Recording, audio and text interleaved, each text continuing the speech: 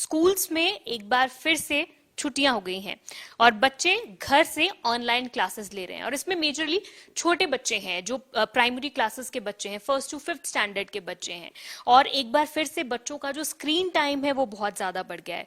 बच्चों के लिए ये कितना खतरनाक हो सकता है, इस पर भी बातचीत करेंगे। हमारे साथ मौजूद हैं सीनियर पीडियाट्रिशियन डॉक्टर नीरज मौजूद हैं। सर, जानना चाहेंगे, जिस तरह से स्क्रीन टाइम बच्चों का बहुत ज्यादा बढ़ गया है और हम देख रहे हैं कि इससे बच्चों को बहुत सारी दिक्कतें आती हैं, सोशली, इमोशनली, बहुत एक इम्पैक्ट जो है वो बच्चों के जो सॉफ्ट, हम कहें कि उस टाइम ब्रेन भी इतना डेवलप्ड नहीं होता है, तो किस तरह से हार्मफुल इम्पैक्ट्स ये चीजें बच्चों पर डालती हैं?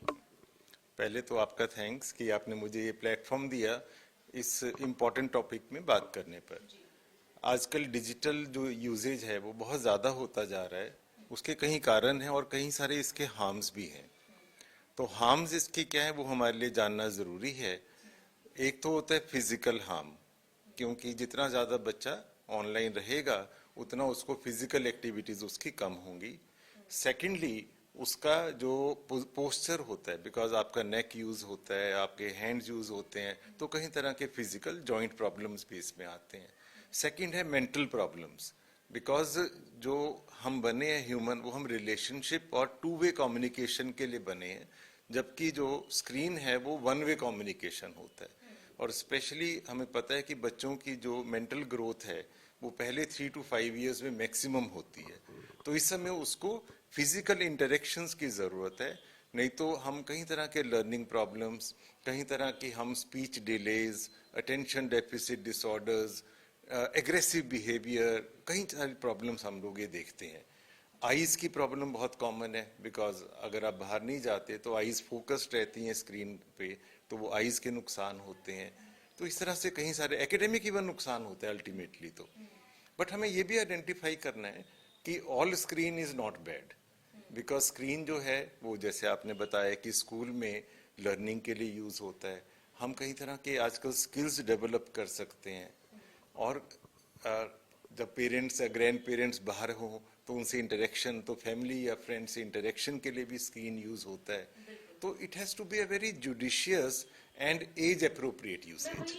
कहना चाह रही थी सर, एज अप्रोप्रिएट कितना टाइम लिमिट है जो कि एक गुड टाइम लिमिट हो सकता है, वो मतलब खतरनाक ना हो, एक बाउंड्री जो है वो क्रिएट करनी चाहिए पेरेंट्स को भी, तो वो कितने ड्यूरेशन की होनी चाहिए, कितना टाइम सेफ टाइम है?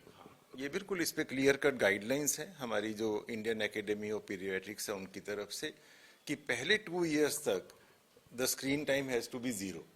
And what does screen time means? It means mobile, it means TV, it means laptop, it means any hand held device. तो लेस देन 2 ईयर्स में 0, एक्सेप्ट ओकेजनली अगर suppose video conferencing parents grand parents के साथ हो रही है तो। Then 2 to 5 years में maximum 1 hour in a day, जो कि 30-30 मिनट्स के 2 सेशंस हों, और उसमें भी मेनली फॉर एजुकेशनल या स्किल, या फिर जो चैटिंग वाली हमने बात की अभी। And it has to be supervised, parents have to be with the child at that time. ये हमारा 2 to 5 ईयर्स पे हो गया, maximum 1 hour in a day. And above 5 years then it has to be maximum 2 hours in a day, and उसमें भी 30-30 minutes के sessions हों। बहुत ज़रूरी है कि को सुपरविजन हो।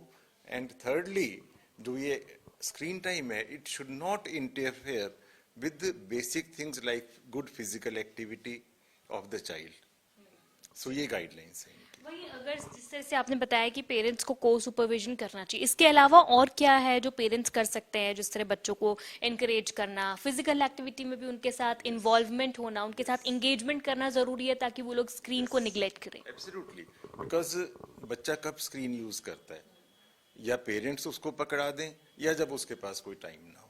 तो हम लोग देखते हैं कि इंडिया में स्टडीज हुई है कि median age of introduction of screen to children is just 10 months. 10 महीने के काफी बच्चे जो हैं, पेरेंट्स ने उनको स्क्रीन दे दिया होता है। और 18 मंथ्स, दैट मीन्स 1.5 ईयर तक की एज के ऑलमोस्ट सारे बच्चों को, और ये इंडिया की स्टडीज है, स्क्रीन टाइम यूज किया जाता है। क्यों? क्योंकि पेरेंट्स, बच्चा रो रहा है तो कामिंग के लिए दे देते हैं, खाना नहीं खा रहा तो उसको दिखा के खाना खिलाना शुरू कर देते हैं। तो इसलिए सबसे इम्पोर्टेंट है पेरेंट्स को फर्स्ट जानना, जो अभी हमने गाइडलाइंस बताई। सेकेंड है parents have to be good role models, क्योंकि पेरेंट्स अगर खुद बच्चे के सामने हर वक्त यूज करते रहेंगे तो वो बच्चे को कैसे मना करेंगे। और थर्ड है हर चीज की शेड्यूलिंग करना, तो इसको कहते हैं हम कि डिजिटल रूल्स। तो घर में भी डिजिटल रूल्स बने गाइडलाइंस के हिसाब से, और कुछ पीरियड्स ऐसे हों जिसको हम कहेंगे डिजिटल फ्री पीरियड, ठीक है, digital free zones in the house, कि आप डाइनिंग टेबल पे हैं तो कोई डिजिटल चीज नहीं चलेगी। ये एक अंडरस्टैंडिंग, और जब हम बच्चे को क्लियरली बताएंगे और फॉलो करेंगे वो फॉलो करना आसान हो जाता है उसके लिए। वेग कहना कि कम करो ना करो, उससे बात नहीं बनती। तो एक अच्छी हैबिट्स डेवलप करना, रूल्स डेवलप करना, और पेरेंट्स को अच्छा रोल मॉडल करना, प्लस साथ में बच्चा कैसे अपने आप को बिजी रखे।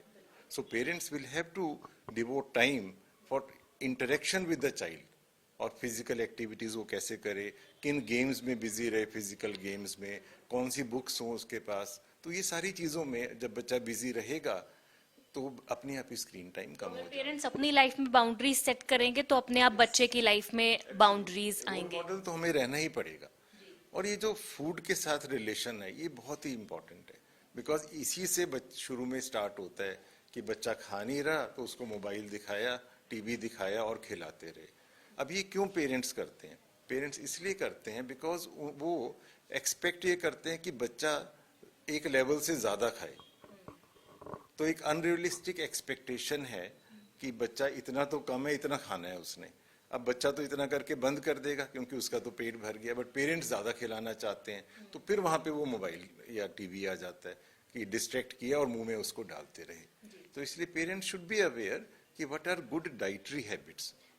लेकिन आपने जैसे कहा कि जितने एज ग्रुप में आपने कहा कि इतने घंटे का अलाउड है, लेकिन स्कूल से जो भी टाइमिंग है वो इस टाइम को कहीं ना कहीं एक्सीड करता है। एक्चुअली तो एनसीईआरटी ने, जो ये नेशनल जो स्कूल्स को गवर्न करती है एनसीईआरटी, इन्होंने स्कूल्स को गाइडलाइन दी हुई है। कोविड टाइम में गाइडलाइन बनी थी कि जो प्री प्राइमरी बच्चे हैं, स्कूल्स उनको अगर ऑनलाइन क्लास करनी है तो 30 मिनट से ज्यादा ना हो। फिर जो बड़ी क्लासेस हैं 1 to 8th, उसमें मैक्सिमम 1 आवर, जिसमें 30 मिनट के 2 सेशंस, और 9 to 12 क्लासेस जो हैं उसमें 30 मिनट के 4 क्लासेस। तो ये एनसीईआरटी ने स्कूल्स को गाइडलाइन बना के दी हुई है। अब वो स्कूल्स को करना है कि फॉलो करें वो गाइडलाइंस को। बहुत शुक्रिया डॉक्टर बात करने के लिए, और काफ़ी इन्फॉर्मेटिव ये सेशन रहा और काफ़ी जानकारी आपने साझा करी, जिसमें मुझे लगता है कि पेरेंट्स को भी बहुत ज़्यादा हेल्प मिलेगी, और स्कूल्स को भी जो गाइडलाइंस दी हुई हैं बच्चों की हेल्थ पर्सपेक्टिव से